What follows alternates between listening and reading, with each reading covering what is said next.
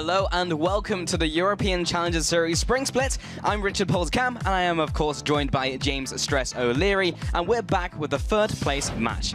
This is the last chance for the teams to secure a promotion tournament spot. So let's take a look at the schedule for the next 2 days. Today we're going to be bringing you the third place match between Gamers 2 and Reason Gaming, and then tomorrow it's the EU Challenger Spring Split Finals between Origin and Copenhagen Wolves Academy. Now that's not all, because later today in the North American Challenger Series, Final 5 take on Team Fusion to determine their third place team, with Enemy Esports taking on Team Dragon Knights in the NACS Spring Split Finals tomorrow. That's a scary name to go up against, Dragon Knights. But if you want to catch up on any of the Challenger action from the Spring Split, head over to lolesports.com. And you can also join the teams live for the Grand Finals for either Challenger region. Check out the Tickets tab and book your seat in the Berlin or Santa Monica studio.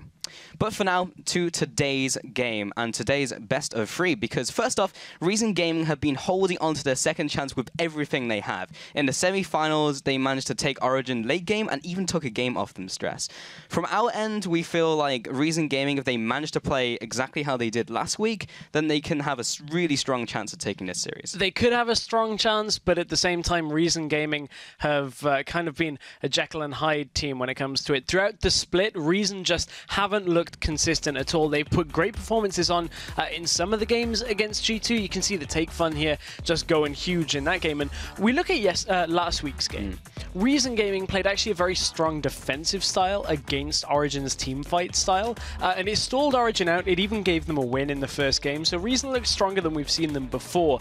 And a team that weren't even meant to be in the playoffs really just denied Origin that easy path into the finals. Yeah, I mean, they've just looked better and better since they were given that chance, because by all rights, Dignitas knocked them out of the tournament, but they have looked very good, especially against Origin in that series. As long as they can take it late game, I just feel the decision-making is so much stronger than the other teams now, that they've been putting in so much prep, that if they run a comp where they go mid-game, late game, they can just outthink their opponents. Yeah, I completely agree. That's one of Reason's strengths, is their ability to drag it to the late game is actually something that's very difficult to deal with. You rely purely on decision-making from that point. Yeah, I agree. And from Gamers 2, their performance has been far from exceptional. They got 2-0'd by Lowland Lions, who are now Copenhagen Wolves Academy.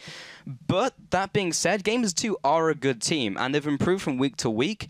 But they just have games where they just can't get into the match. Yeah, and that's a big problem here. When you're one game away from either being in the promotion tournament or just staying in Challenger, and Gamers 2 throughout the round robin and throughout the split really just should have been the team that should have been second. Yeah. There's a lot of should-haves, maybes, would-haves, could-haves. But ultimately, Gamers 2 just dropped a couple too many games here and there, and especially in their series last week, not really showing up. However, Gamers 2 are individually a strong team. You look at their top lane, Jungle, AD carry of Jeebus. All of the players should be doing very well in theory, but their team play, or lack thereof of team play and coordination, makes it very difficult for them to close out games when they're not ahead. Yeah, and that won't cut it against a team like Reason Gaming, who are all about making those decisions, having those great team fights. So against Gamers 2 here, they really just need to tighten up their gameplay. Yeah. I was speaking to the team, and they were talking about the team mentality, especially in the Mauers games where it was 0-2, and also the following as well, where they also went 0-2, that their team mentality is not good going into the games, but now they have staff behind them who's working through those issues, so we'll see if that actually comes through. And Jeepers is now in the gaming house as well, so they're all one big happy family. Hopefully that fixes the issues that they've had, because they need to fix them right now. Yeah, yeah, immediately. But let's take a look at those teams playing for third place. On the blue side, it is Gamers 2, with Smitty J in the top lane, Gilius in the jungle, Ica in the mid, with Jeebus and Hiva as the bot lane AD carry and support. And over on the red side, possibly for one of the last times here in the spring split, it is Reason Gaming, with Kuban in the top lane, Zayu in the jungle, Take Fun in the mid lane, with Celiva and Libic as AD carry and support. Yeah, I'm very interested in how this game's going to work out, because as we mentioned before, guys, the team who wins here will take the final spot in the promotion tournament, will be facing either Rocket or Giants for a chance at qualifying into the LCS, with the loser not out of it well, they're out of this season, but they'll be in summer, of course. So if they lose here, then they'll be straight back into the Challenger Series. Yeah, and it's all about that promotion spot, though. At this point, no longer do you have a chance at automatic promotion. You have to fight your way through. But, I mean, it puts you at a potential 5 wins away from the LCS. That's all you got to think of and keep it in your mind is if a team from here wins 5 times in their next 5 competitive matchups, you've got an LCS spot. That's all you got to do. Yeah. Easy on paper. But I mean, how many times have we said that, and to bring it back to this matchup specifically, how many times have we said that Gamers2 should, on paper, win this matchup, or throughout the entire split? Yeah, more times than I can count, Stress. So many times. I mean, even in the last week, I specifically said I have now put my faith in Gamers2, because at the start of the split, I was not sold. And then they got better and better and better. It's like, okay, guys, I'll give you this one. And then they went 0-2. So we just don't know when they're going to turn up. If they turn up here, I mean, great, but like you just can't tell if they will or not. And it's been 2 weeks of just not doing well, getting 0-2'd. And you think about how the promotion tournament's going to go. Rocket has the choice of who they want to go up against. If Gamers2 do win here, I think that's a pretty solid choice to go Gamers2. Whereas Reason, if they 2-0 here, they're pretty scary. Yeah, it's a tough one because I think it's likely that Rocket would choose either of these teams when the other choice is going to be the loser of tomorrow's Origin versus Copenhagen Wolves Academy. Lowland Lions White now, Copenhagen's Academy. So, I mean, you wouldn't really want to pick either of those because they're scary for either way. And then G2 and RG have their own strengths. It's very difficult because all 4 of those teams are different. No 2 teams there are the same, and it's pick your poison. It's what do you want to get beaten by? Do you want individual strength from Origin? Do you team play from Copenhagen Wolves? But nevertheless, this is again Gamers2 versus Reason. It's a game that Gamers2 should, in theory, be out in a front. They should. But let's get into the Champion Select and start all of this off for this best of 3. Okay, so Gamers2 are on the blue side. They have that first choice and that first ban, depending where they want to throw this. Last time we saw the teams, they kind of just threw bans everywhere and see what happens. But now we're several weeks in. They've shown a lot of their hands. The one consistent ban, though, has been Kubon's Irelia. In every game. In fact, the only time it really hasn't been banned was the first game against Gamers2 because Gamers2 didn't get any bans that game because they weren't on time. So that's the only time that Irelia has been available for Kubon, and lo and behold. Very first ban today. As well, yeah. It's pretty safe as the first ban. It's just like, well, we don't want to play against your Irelia, Kubon. We've seen what it can do in the expansion tournament. We've seen what it can do throughout the round robin. Taking that one away. Annie is an interesting ban. Will be thrown against Hiva. All I've really seen of Annie, at least in the Challenger Series, is Annie getting caught and dying a lot. In the rest of the regions, of course, she's been super strong. Got that engage, of course, is great. Just in the Challenger Series, seems to be that bad charm. I mean, she's started to drop back in the amount of time she's picked so often. A lot of teams are dropping them in favor of, you know, either be it the Threshes, you know, the sustained supports. We've seen the resurgence of Nami, a lot of Leona. There's so much diversity in that bottom lane role.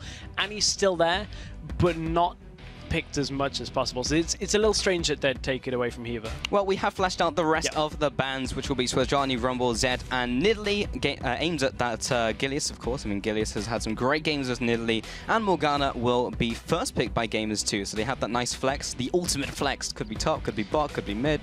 Yeah, this is basically what Unicorns of Love did in, I think it was games 2 through 4, for, or games 2 and 3. For their semi-final game against Gambit. It was eventually banned out in game number 4.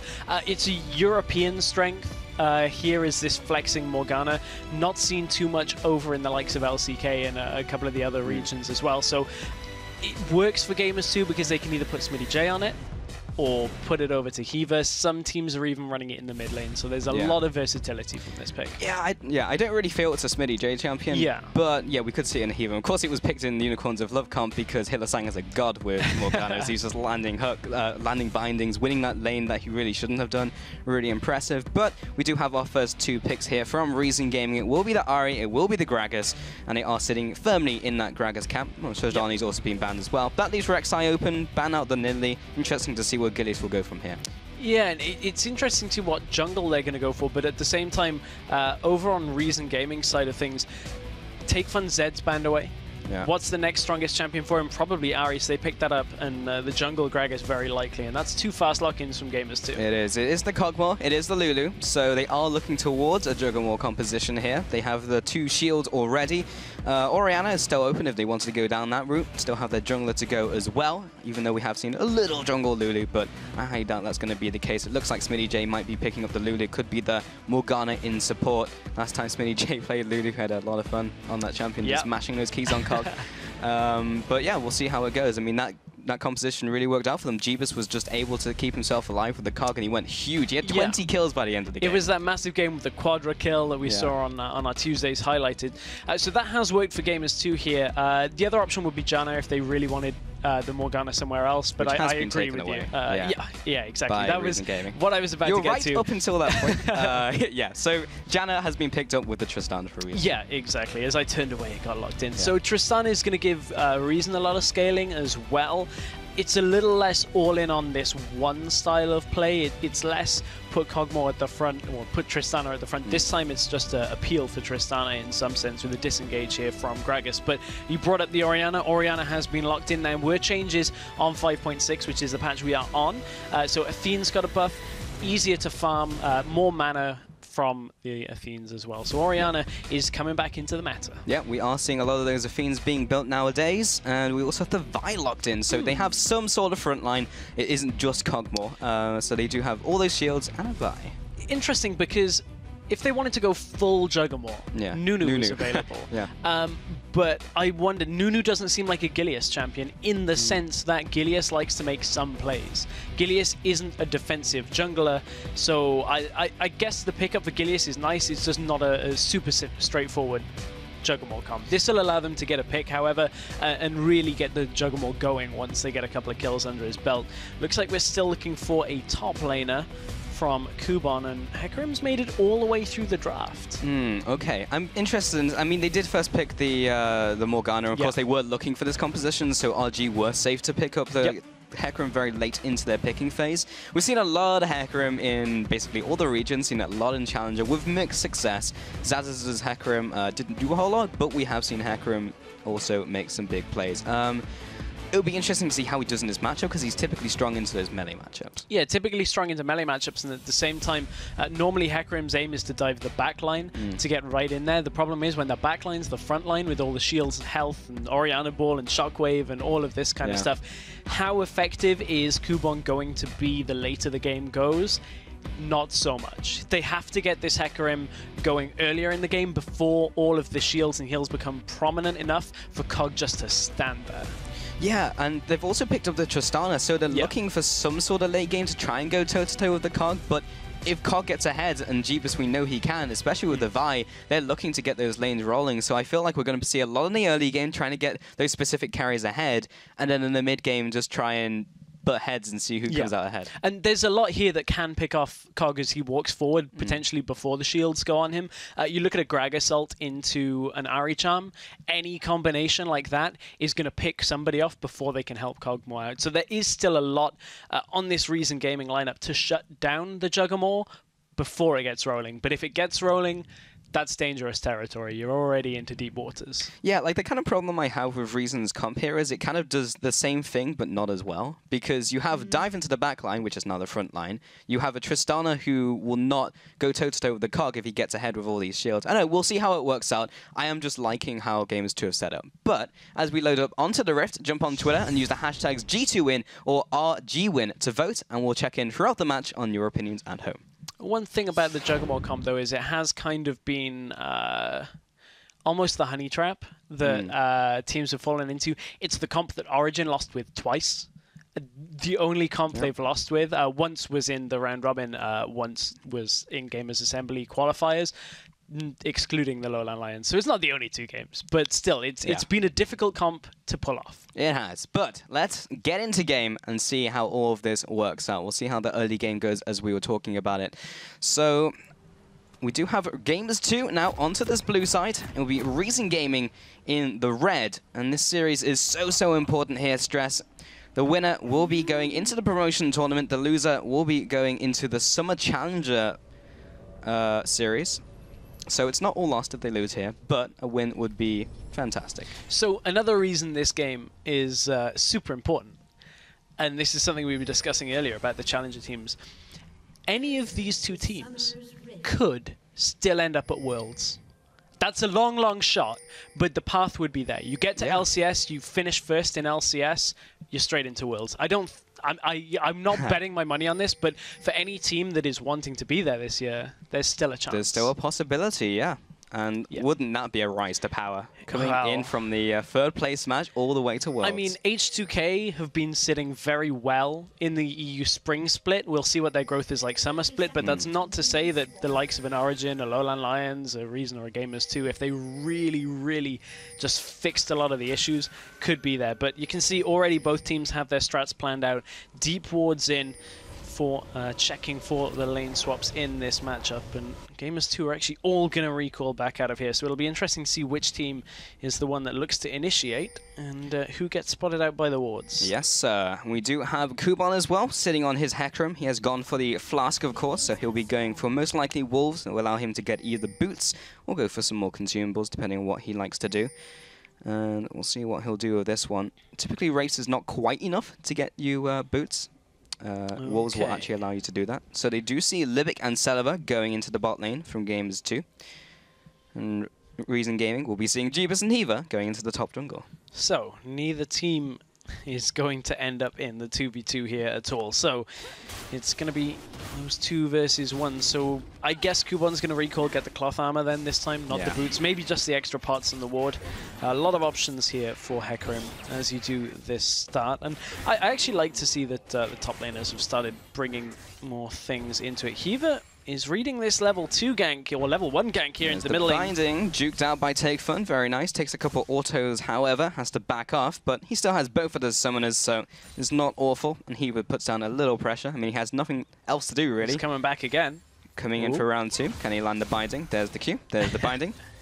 If at first you don't succeed, try and keep trying until you're at level 3. Well, Libic has seen his counterpart do something. There's the charm landing though. That's how you hit skill shots. Libic follows up with the Zephyr, the auto attacks, the flash forwards as well. The first blood goes to Libic. Great Play. I mean, both supports wanted the same play there, but it's Libic that comes out ahead, and now he's going to be able to head back down to his partner in crime, Tristana, but both AD carries have actually started shoving this fairly quickly here. You can see Jeebus is pushing it into the turret himself. I wonder which team is going to get more damage here onto the turret early on, because it's kind of something we're seeing more and more now is these AD carries trying to bounce the wave, stop the top laners from teleporting in and getting a massive wave of farm, and then you just allow it to freeze back further in your lane. We'll see if that is the case. Zayu is definitely heading into this bot lane though, so maybe get the fast push off or maybe just take the Krugs. Seems what Zayu is looking for currently. They are pushing this wave in towards them. Kuban in the top lane has finally returned, and he'll be trying to get some of that CS. Jeebus has, no, he's the only one left in the lane, but he'll still be able to get harassed down. He actually opted for boots, which if anything tells me he's assuming he's going to be in a 1v1 situation. Yeah. He doesn't want the... he's not expecting a lot of trading here from the 2v1, so he's just fine to go, I'm going to go boots and hope you don't exploit this at all, because that's actually quite dangerous here, that he's only gone boots, no resistance. But this bottom lane tower is getting pushed down pretty quickly. Tristana, after the rework, has a lot of tower damage now. Yeah, explosive charge. There's so much damage against turrets. That's the barrel. And here comes this next minion wave. It probably is enough to take this turret, especially with Janna with the shield. Smitty J gets knocked up, and Zayu will just punch away this tower. Now goes into Smitty J, but we do have Gideus here for the counter gank. There's the Vault Breaker. And they will be pushing them away. Not sure if they can quite get in range, but they do land the binding onto Libic. The team is not there to follow up, though. Smitty J and Gideus would have to pull a lot to deal with the damage to take down Libic. And they will back away. So first turret of the game does go to Reason Gaming, picking up that nice substantial gold lead to start off the game. Yeah, turret in exchange for a couple of summoners blown out of Reason. Celaver has no summoners at all, so no heal, no flash. He's got to play this a little bit more carefully now, as he's you know, up against a lane that has a fair amount of damage, and if they catch Tristana, that could be potentially fatal. I wonder whether Reason are actually going to swap this around now and put Tristana up in the top lane. Kuban's actually having an okay time up there. He's getting farm. The problem is so is Kog'Maw, and the longer they wait with Kog, the ticking time bomb will certainly blow up as soon as he becomes that Juggernaut. Very true, but Reason Gaming do have the early advantage, so as long as they can snowball that, they can stay on top of this composition from Gamers 2. Gilius has opted towards the Skirmishers, interestingly enough, for his jungle item. Zayu has gone for the Stalkers himself, has all the sustain in the world, does not necessarily need to go for Trailblazer. Gilius, though, has opted towards that. Ooh, Jeebus finally turns his attention onto actually harassing Kuban and will force him back. Kuban has teleport available, so does Smitty J, in the event of wanting to swap these lanes around, but what's Kuban going to go for now? Actually opting for a Null Magic Mantle. So again, in a lane where he's up against a predominantly AD champion, he's not opting for resistances at all, and he's just banking on the fact that Jeebus won't want to trade, but we just saw how that trade went against him. He's expecting them to swap the lanes anytime now. Yeah, he's going for the opposite resistance of what we would expect. You have Hiva heading into this bush now, just staying in the shadows, as Gilius is also heading into the top lane, maybe trying to get ganked down onto Kuban. And they will be pushing in this wave. This will have to be pretty slick if they are to pull it off. Kuban is almost 4 HP. He smells something, yeah. Puts the ward over the wall, but has not found Vi. No matter how this works out, Reason Gaming will pick up an advantage in the form of Dragon. So they need this kill to go down, and they need to probably take the turret on top of that. And all Kuban really needs to do is back away. I mean, Gilius does not have his ultimate, so yeah, the pony is out. Kuban playing this one smart, knew he just couldn't sit in that lane. He doesn't even have that Hex Drinker completed yet, which of course will give him a little bit of damage and a little magic resist on top of it. Not enough, however, to sit in front of 3 people under that tower, as that tower is going to take a fair amount of damage. But down in the bottom lane, look at how much freedom Tristana's getting here. Already pushing Lulu all the way in towards this inner tower as well. Yes, she is behind on farm. Now the turrets are evened up. Ooh, Smitty J's going to trade with Celaver here. They're both level 5. But can't risk Celaver stacking up that bomb there on Lulu. It does far too much damage once you have those 4 stacks on it. Yeah, what a lot of people forget is if you do get max stacks and you jump on them with a rocket jump, and it doubles the whole amount of damage, which is quite a lot, it turns out, in the early game. Typically, though, she never actually gets to do that, so she's actually a fairly weak laner. But we do have Kuban, or rather, Take Fun and Iker in the mid lane. Have not really talked too much about them, as everything has been revolving around them in top and bot. But they are equal CS, and not too much has gone down just yet, but we'll see where Iker goes with his item build. Talked about the Fiends earlier. Top lane is still being pushed in by Reason Gaming. Gilius and Hiva are rotating in from the bot side. Let's see if they can push them away from this turret. Kuban does have his ultimate. The other two, however, are fairly low in terms of levels. There's a Gillilant, and Smitty J does enough to shove him away from the turret, so job done for now. So there's the swap around of the lanes that we were expecting just a minute. Ooh, Shockwave in the mid lane, Charm hit too. Comes out, Ignite also comes down, but I mean, Iker doesn't have any mana to follow up, so I guess it's just a warning shot. It's like, hey, get Ignited. And Take Fun had his ultimate available, so and Flash and Ignite, so that's not a fight that Iker really would have wanted in that situation, but Jeebus against Celaver right now. Celaver has to be careful. Sheen already finished on Jeebus. He's on the way to that Infinity Edge, the Triforce Spike, which is going to hit before Celaver's Infinity Edge here. So Celaver needs to be careful in this lane. He really cannot risk taking damage from those ultimates coming out of Jeebus if you can follow up as well.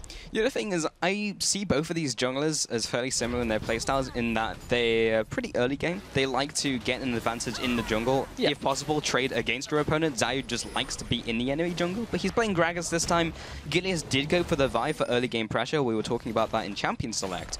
But so far, hasn't done a whole lot with it. Just kind of gone top and kind of played around the lane swaps rather than looking for ganks. He's about to do something because he's just hit 6 as well off his red buff. If he doesn't sort of head to the bottom lane and just ult in and pick up a kill for Kog'Maw here, it will be a big waste of somewhat of a spike here in Vi's utility here. Libic's even out on his own. He wards over the wall to make sure Gilius doesn't come in through that line, which is actually just enough to save him for now, but Gilius is going to be making plays within the next minute or so.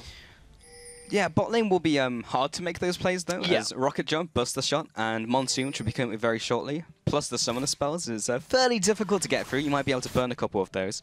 Mid lane here might have better chances, especially with the Shockwave, but Ignite is still down for Iker. Depends where he wants to use it, but these lanes are not looking great and not really ripe for ganking currently. Oh, looking at this mid lane, Ica has to respect the damage from Takefun right now. He's sitting on a needlessly large rod there, and Ica has pieces of the Athene's Unholy Grail. So Takefun, one charm landing onto Ica if their 1 versus 1 is enough, pretty much to give Takefun a free trade in that lane, and Ica does not want to give that over to him, but looks like they're going to back away for blue buff. Between when he manages to get the Athene's Unholy Grail and that blue buff, Ica can just sit in the middle of the wave, Q out, E back in. Yeah. So far, both these teams have played fairly conservatively, which is, well, not entirely not to be expected. This is a game where there is a lot on the line. Reason Gaming are typically a team who will take it to mid-game and look towards the late game, especially with these compositions. The AD carries are predominantly looking at that late game, and we'll see what they do with it. We do have Smitty J coming now into the river, fighting over the crab. Zayo, however, has the smite, but chooses not to go for it, so let's just be Smitty J's. The problem with Tristana being behind in farm on Kog'Maw at this point in the game from the lane swap is the fact that you're always going to be chasing the power spikes of the Kog'Maw. And especially when you're running Juggernaut, you have different power spikes to a standard Kog'Maw was, because you're also getting the shielding spikes that your mid laner, your support are all giving you as well when they hit big items. So Jeebus will hit his Triforce before the Infinity Edge is completed. Then you'll get kind of a mid lane shield spike with the second item in comparison to Tristana getting her attack speed as well. So Jeebus, in theory, should stay ahead of Celaver for so long in this game that G2 should never fall behind. That is the theory.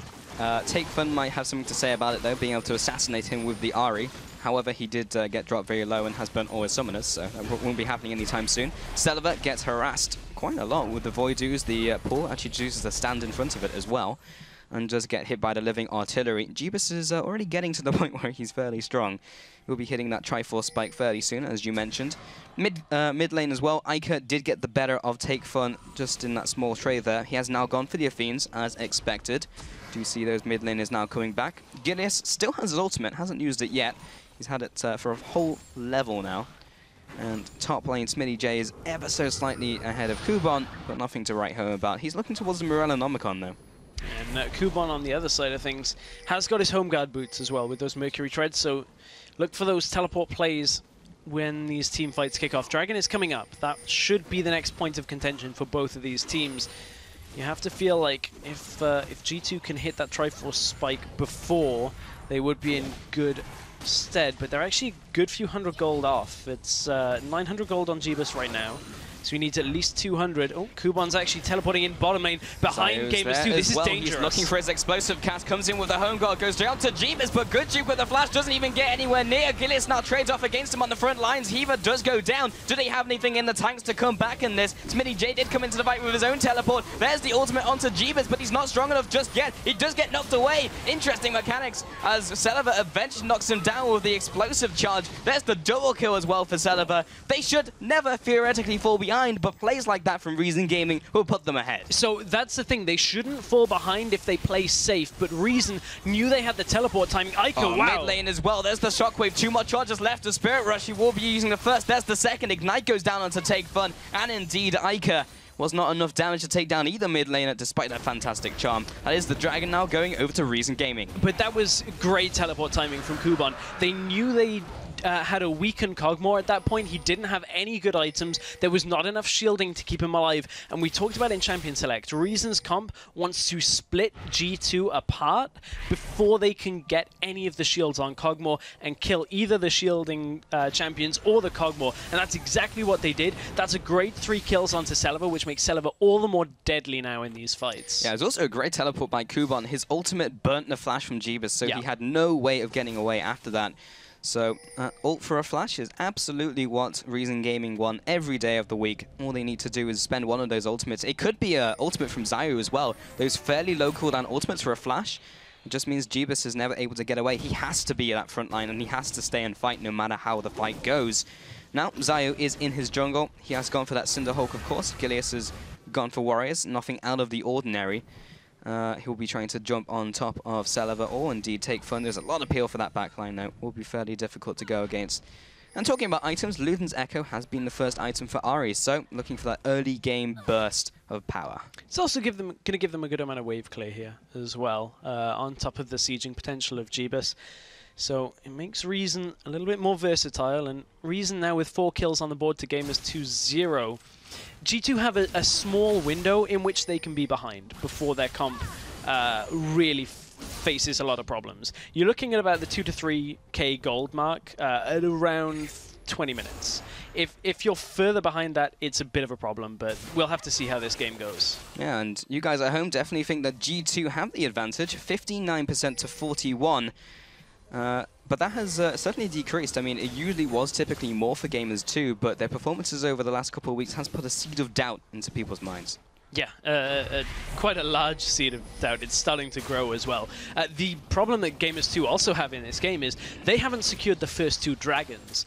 And that's the other important part of a later game scaling comp like Juggermore, is you get to 5 dragons and you just roll over the enemy because that's your comp spike and your 5th dragon. Reason, on the other hand, they like going late game. They've got 2 dragons already and they're ahead with a Tristana. That makes for a very tough late game for Gamers 2 now. They've got to be very careful that they don't drop too many more kills, otherwise Reason are just going to run away with this. Yeah, they are poised to potentially take this game. Gamers 2, though, are responding, keeping up the vision control. There has been a decent amount this game, especially with, well, Dragon isn't on the horizon, but they are keeping it up regardless. Jeebus trying to get the harass down onto Celaver. He is now 3-0. He's in pretty good shape, already has his own Infinity Edge, so he's trying to match those power spikes from Jeebus. And in the mid lane here, as Livic just carries on warding, do have Zayu heading into the top lane, trying to get something done, has been warded up. Kuban does get turned into a snowman briefly, follows up with the damage from Rampage, does not choose to dive the tower. SmittyJ has his ultimate, but it won't be enough to keep him alive from all this damage. There's a Spirit Rush, there is the charm, there's the Orb of Deception, and Kuban as well for good measure. That is a very dead Lulu. The reason they're playing around this Hecarim pick so well right now, and it's the problem that when we watched Maus play it, they weren't really doing anything with the Hecarim. He wasn't getting the right engagements, and they weren't playing around Hecarim's power either. But Reason are doing a good job of getting kills across the map with this Hecarim when they're able to. They do, however, drop a tower on the bottom side. It's traded top side to the one they weakened earlier, and 5-0 right now for Reason Gaming. Yeah, they are taking a strong hold over this game. However, in terms of the tower objectives, Games 2 are always able to take something, while Reason Gaming are doing the same to them. Takefun now seeding the middle lane, trying to get a charm off. A single charm right now with the amount of damage behind it with Zayu and Kuban typically means a dead person if it lands. Now, Reason are going to have to throw a lot at this middle tower unless they can get a pick. With a pick, it becomes very easy, but with Orianna standing in front of that tower, just wave clearing, there's not too many ways you can brute force that. So G2 have to ward up exactly as Gilius is doing. The part that he hasn't done here, though, is de-ward the catwalks and the bushes around this middle lane. That's the other half of this, because a straight Ahri charm into a warded area could be enough to blow somebody up and take the turret. G2 have to play this safe. Yeah, they have so much picking potential from Reason Gaming. Oh, there's the charm. There's the Orb of Deception, and the Luden's Echo takes Ica to 55% around that mark. It's enough already that G2 now have to show Heaver and shove the lane so that Ica can look to back. Because he's in killing range Yeah, now. exactly. One more charm plus the ultimate would have been enough. This is now good de-warding out of G2. Reason, they've sent Tristana bottom lane and Hecarim up to the top lane, so they know there's no immediate pressure, so they can clear these wards. Nevertheless, G2 are trying to hold on. Ooh, that was a close charm there. It is Jeebus, though, with the follow-up. Yeah, he's very fast with the shield, the help picks, and the whimsy, plus the extra movement speed he'll be getting from Ica, makes him a difficult threat for sure, plus they won't be able to CC him, as Black Shield is also a thing. Dragon is now 40 seconds away. Vision is being fought for by both teams. Pink Ward taken out in the mid lane, Pink Ward taken around in this tri-bush as well from Reason Gaming. And this is good Dragon setup by Reason. Big wave shoved in the bottom, big wave shoved in at the top. They know they have teleport available, as does SmittyJ. So this is just the setup that you need to start looking for objectives. Jeebus is pushing out in this bottom lane. He has to be careful. Oh, out from nowhere. Celaver also has the Buster Shot. Doesn't pull the trigger on it just yet. There's the Explosive Charge. That is a lot of damage. Oh, that is exactly what Reason wanted as well. Double summoners right before a dragon comes up, and you may be looking for a fight here. First of all, Jeebus has to get to the fight. Second of all, he cannot miss position now in this fight at all. So Reason should, in theory, get this one fairly uncontested. As we said, Hecarim can teleport in. He's already recalled for that home guard buff should he want it. And there aren't exactly too many wards around for Reason that are on the flank of Gamers 2. So that is one benefit for Gamers 2 here. They've dewarded any entry paths for Hecarim. This is just really well thought out by Reason Gaming. They've identified the Achilles heel of Gamers 2's comp, which is the Cogbore. If he can't escape, then you have basically nothing. And they're exploiting it every single time they go for an objective. You saw before when they're able to take it away, and just then when they used even Celaver and Libic to take away both summoners. Deja vu. I feel like we've just seen this. However, this time, Jeebus doesn't have his summoners, and that means he's dead. Yeah. I mean, I'd love to throw down a little bit more analysis. The fact of the matter is, it's the same play all over again. Yeah. And that's just Reason Gaming knowing exactly where they can exploit G2. We said in Champion Select, if you shut the Cogmore down before he is able to get to the point where he's tanky from all the shields, they'll never get to the Juggernaut comp. You'll never get to the end goal.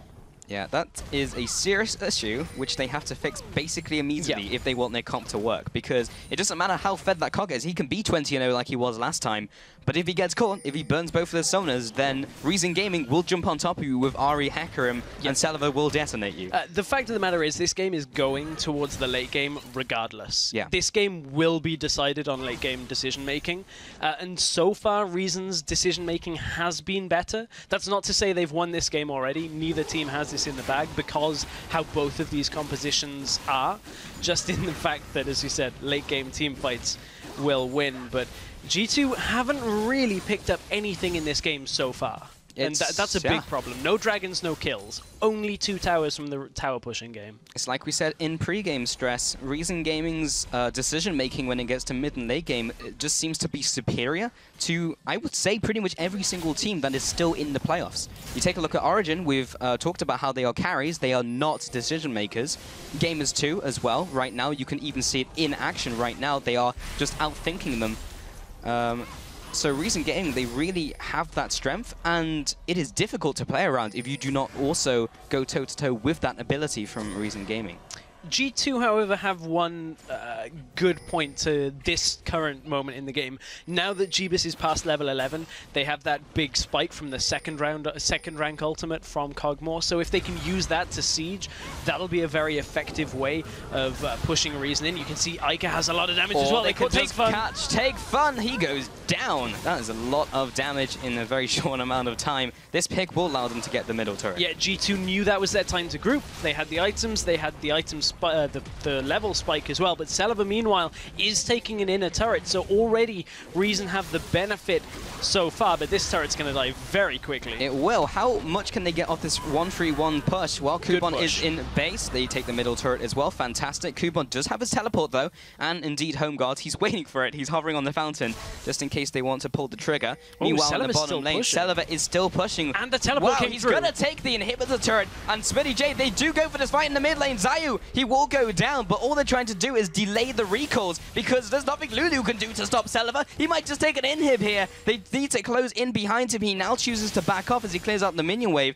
He still has all his summoners. He has all the ways to get out of this. He'll turn around onto Smitty J. He can just burst him down. There's the knock-up. The follow-through as well. Looking for the last auto attack. Should be able to get it. Buster shots him down. Now he has to face the wrath of the Cogmore. He'll chase him over the wall. There's the follow-up with the ultimate, and Gilius should be able to punch him to death. A great ultimate by Libic. Doesn't actually knock them away though, only heals him for a little bit. There's the ultimate coming in. Gilius finally takes him out of the excessive force, but they got so much from that. They were just chasing that goose all the way around their jungle, and Take Fun will just take your mid lane. Celaver got so much from that push, so that all started with 2 towers apiece on the scoreboard. So what happened was Gamers 2 take 2 turrets in the middle lane, Celaver takes bottom lane 2 turrets, and now Reason get the outer turret as well. Reason come out ahead on the turret game. Gamers 2 got a good few kills in that trade as well, so that'll help them with their itemization. But again, this is just pushing us to the point where both of these later game carries are starting to get very scary. You can see that even Jeebus, while being quote-unquote behind from earlier in the game, has a lot of damage now that he has his 2 items completed, with those ultimates falling from the sky as well. Celaver on the other side has a BF sword on top of his already Infinity Edge and Static Shiv, so both of these teams have got to respect the AD carries. Yeah. But Celiver is always, bizarrely, the split pusher of Reason Gaming. We saw it actually in their series against Origin in Week 2, where he was on Graves and he was just pushing their mid lane. And he's always the one making the split push pressure over Kuban, who has the teleport.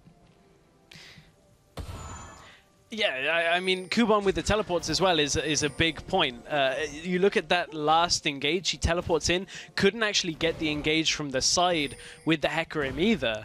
Oh, Zayu, you have been caught, sir. He can get away. There's a lot of damage from Jeebus. Comes through. Oh, he'll flash over the wall. That was an aggressive flash. I'm not sure how I feel about that, because he secured the kill, but that's your defensive summoner. I mean, this is entirely reliant now on the rest of the fights. Yeah. The subsequent fights that follow, if Jeebus needed that flash, that's when you can start saying worth, not worth. Yeah. Jeebus' ult would have hit then, but you are against a Gragas who's mobile with a lot of other people around. Again, the rest of the fights. For now. For now, yeah. Unless he dies like 3 times while this flash is down. I want to kind of touch on the itemization, though, because looking at bot lane, that's an item I have not seen for a while. Zeke's Herald coming in from Libic. That will be increasing the attack speed of Celiver for sure. Yeah, Zeke's Herald is an item that you see once in a blue moon. AD right now. Yeah, lifesteal and attack damage. 10% lifesteal, 20 attack damage from that Zeke's Herald. So if ever there was a note that Celiver is one of the main focus points here, it is going to be that Zeke's Herald is just going to be there to keep Celiver alive. Not sure how I particularly feel about that as regards to some of the other support itemization that we've seen. I guess a Mikael's isn't super crucial at this point. It's only really a binding, and Heaver's actually caught. Dragon's gone down, but Reason Gaming go for the engage regardless. There's the ultimate coming through onto the front lines. A good shockwave onto 2. Will be following through with the Gilius ultimate as well. Take foot off to the side. Picks up 1, looking to move on to Iker as well. The rest of the team is lagging behind, but uses the last charge to get away. Foxfires comes up. Iker continues to follow. Gets hit by Ludens. He'll flash forwards. There's the auto as well. And the rest of the team isn't able to close in around the Orianna. That was a 2-4-0, but the Dragon going over to Gamers 2. A very important Dragon for Gamers 2 to pick up there, because that prevents that 4th Dragon tipping point that Reason Gaming would have been on. However, Reason will push the inner turret here as well. And they find themselves in good stead. They can't rotate bottom yet to get that inhibitor that was exposed earlier because of the lower death timers right now, but Reason are still in control of this game. I just want to say how Reason Gaming have improved over the last couple of weeks, Stress, because we were looking through their round robin and they were hit and miss, and very miss towards the end of it. Oh, Zayu goes into the wrong bush. But still, yeah, Reason Gaming the last couple of weeks have looked so incredibly good and have gone from strength to strength.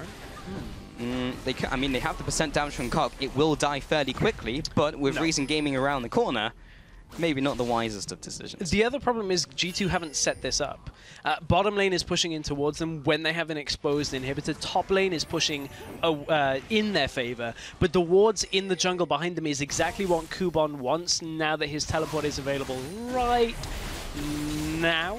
Just about. There it is. Now his teleport is available. Those wards are what will lose you a fight. If you do not clear out behind you and on your flanks against the teleport Hecarim, just no way can you really guarantee you're going to win a fight. Yeah. Especially when your Kog'Maw still doesn't have flash available. About a minute and a bit on that cooldown. Yeah, we're still thinking about that point from earlier. Was the flash worth it? You have 1 minute. He hasn't died yet. He hasn't died yet. Exactly. He has I'm not 1 minute going to to call him out. He got the kill. He needs the extra items. I'm letting him off on that one. I'm not letting him off until it's off cooldown. Hey, it's your battle to fight. Yeah, it is. Because if we get into a team fight and Kuban jumps on top of him and he dies because he doesn't have flash, it's not worth it. It wasn't worth. Okay, we'll see. But for now, it was. Let's see what Kuban's going to do. He's got the teleport, so he heads into the bot lane, going for the 4-1 currently. Celiver, he's saying, take a step back. I know you like split pushing, but you really should be with the team. And Kuban now, who do you send to fight him from Gamers 2? Who goes in the 1v1 against a Hecarim that has Triforce and a Spirit Visage with Mercury Treads as well? There's so much AP on the side of G2 that nobody can reliably force Hecarim away. So it has to be Smitty J from their teleport standpoint, but if a fight kicks off, Smitty J is like one of the champions that is going to be able to protect Jeebus the most because he's the Lulu. That you need the wild growth and the polymorph and the shield and everything to keep him alive. So it's a very difficult choice now on how you play around Kuban and how Kuban pushes. I want to see Reason continue to shove top in, continue to split push in the bottom lane with that exposed inhibitor, and just never really engage on G2. Just always be around for presence, always continue your warding patterns and de-warding, force G2 to sit there and not really be able to do anything. Right now, Kuban has gone back to base. He has the home guard available. He is looking for a chance to go in. He has 5 different entry points behind them.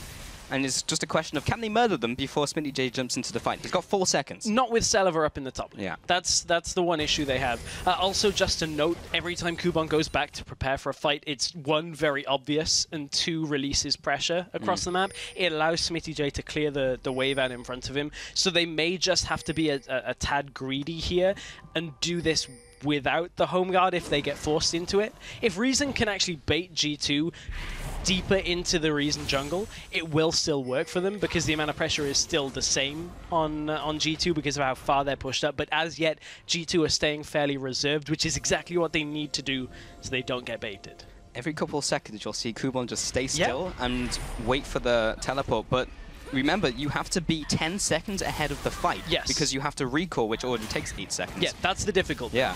Setting it up. And as I said, it's a tad obvious as well. But very effective when you see it done. Yeah. I mean, you look at some of the times we've seen Hecarim in the LCS as well. Look at Kuban pushing up already onto the inhib. He's drawing attention. They're sending 2 people towards him. Ica and Bogilius are heading towards him. They only commit Ica. He's still going for that inhib. As long as they can take him down. Oh, Take Fun taking so much damage in from Jeebus. He will get exhausted trying to get on top of him. But this is a 4v4. There's the jump. He will get the smash down. Oh, and Take Fun blows him up. Also, Celaver over the wall. No one can get near him. That's a 7-1 Tristana deleting your team. Take Fun as well tries to get into this fight. Gilius now jumping away. The ultimate has to be used on top of their jungler, and meanwhile they've just left the horse in the bot lane to take their inhib. Great all-in bait by Reason Gaming. They're like, we're starting Baron because we have to show that we're doing it, so you actually come to us. We can't just stand around, there's too many wards here, and G2 had secured the crab vision as well, so Reason had to say, we're doing this. Here comes the teleport in from the base, so this is Kuban about to go huge if they can get into this fight. Looks like they don't want it. They want to take Baron instead, which I think is a very smart choice right now. Yeah, they're still pressuring though. Gamers 2 are on the doorstep. Gilius jumps in, tries to get the smite down. There's an ultimate only onto Celaver, but he might be the person they need to kill. There's the rocket jump. There's the reset as well. Just back into the fight. SmittyJ is out of mana. You have nothing to do. He just gets shielded though, but will he pop? No. He has his he has shield. Ooh, Zayu dropping low. Calculated. So that was a good force situation out of Reason Gaming. They didn't want to be kind of standing around not doing a lot for a while. Kuban was getting good work done in the bottom lane. They knew that Celaver was very strong at that point as well before the fight. So they start the Baron knowing they were in full vision, peel away from it as soon as Gamers 2 step into the river and then take the fight. They know SmittyJ has to teleport in, which gives Kuban the inhibitor, and then Kuban can back to base, teleport in to secure the Baron. Good calculated play out of Reason Gaming. Celaver hasn't been back yet, and he just picked up a lot of kills. Yeah. I'm wondering what he's going to be picking up and how much gold he has. He'll be, yeah, he's already incredibly strong. He's already set on very... 3K. That's a big item, straight up. Yeah, and he's already ahead of Jeebus, and there's a Last Whisper. So he's currently sitting on 4 items compared to 2.5 from Jeebus. I'm just trying to think of ways where Gamers 2 can come back into this one, Stress, because Reason Gaming, they've outfought them at pretty much every step of the way. They've got the Baron, they just took the Dragon, now 4 Dragon pressure. They have everything going in their favor. The problem for G2 was their composition could afford to be a little bit behind. But against the Tristana, you fall this far behind, especially after Kog had the better lane swap phase. We were kind of expecting Kog to stay ahead, but it was that bottom lane fight that gave Celaver 3 kills that just made Celaver far too difficult for G2 actually to handle. And now G2 have to just dig in deep and hope that this Tristana isn't strong enough to just roll over everybody, which unfortunately she is. And Celaver has had a great game here. This is going to take one do-or-die fight, and I don't know whether Jeebus has the damage. Look at that explosion damage onto the turret. That's another exposed inhibitor. Yeah, he's 8-1. Every single other member of his team only has 1 kill, so you can see where the kills have been going this game for Reason Gaming. Mid lane is pushing in, top lane's pushing in, bot lane's pushing in. Recent Gaming have really been playing the waves well as well. I mean, we haven't said that about too many challenger teams who have been like, you need to push that, you need to push that. But Recent Gaming have been all over it. They've played it by the book, they've got the wards, they went for the dragon, and I can definitely see them. I can see them twice. Hey man, it's all good, but Gamers too. I mean, Reason have managed this map control very well against a composition that really needs to be as 5 to fight, which is one of the Achilles heels of the Juggernaut composition. It's very, very strong when you fight as 5 while you're even or slightly behind. But, however, Kubon is on their Nexus turrets, and no one is dealing with him. There's a big super minion wave there, and they do go for the initiate. All he needs to do is just carry on killing their base. Gilius is on the back foot. Kubon now comes into the fight. There's the ultimate, lands onto 2, kills 1, looking for more. The Smitty J will head down as well. That is free for 0, and they are just closing in for the kill. All of a sudden, they just crack the base, and they just go in for the jugular. Reason Gaming this game, Stress, have looked so incredibly impressive. 15 to 4, 11 towers to 4. Reason Gaming come out with the first win in this best of 3 in this 3rd place match. They look great this game. Reason Gaming, this is the same Reason Gaming that we saw against Origin, just with a little bit more spice, a little bit more kick to them to get them ahead in the game. And, you know, G2 played the map well to begin with. They got Kog'Maw ahead in farm. That's exactly what you need with a Juggernaut comp.